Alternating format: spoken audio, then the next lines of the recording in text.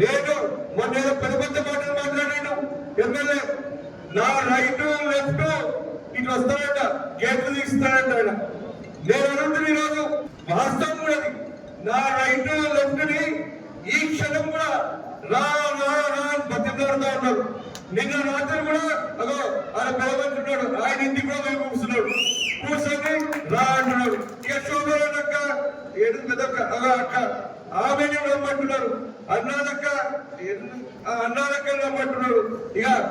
ఇక అంతేందుకు అంతకన్నా విచిత్రం ఏంటంటే ఇక నరసింహ ఈరోజు మా అభ్యర్థం తెలుసు, అయినా ఈయన కూడా రమ్మంటున్నాడు. ఇక దిమాకిట్ల ఖరాబ్ అయిందేమో నాకు అర్థమవుతలేదు.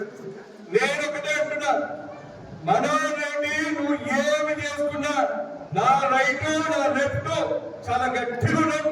నువ్వు వచ్చి కళలు పట్టుకున్నా నువ్వు రాడు అనే విషయాన్ని తెలియజేస్తా ఉన్నా. నీవు ఏం చేయడం, నీకేం కథమైంది, నీ దుకాణం బంద్ చేసుకో. నీకేం కథమైపోయింది, నువ్వు చెప్పిన దొంగ మాటలు అబద్ధపు మాటలు ఇక అవి చెల్లవు. మొన్న జరిగిన సర్పంచ్ ఎలక్షన్లనే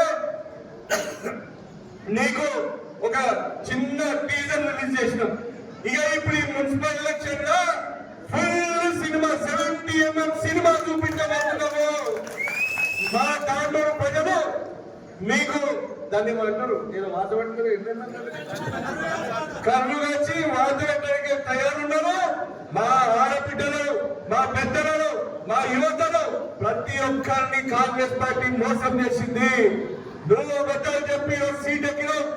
వాళ్ళు చూస్తుంటే కూర్చునేటోళ్ళు కాదు, చూసుకుంటాం బిడ్డ.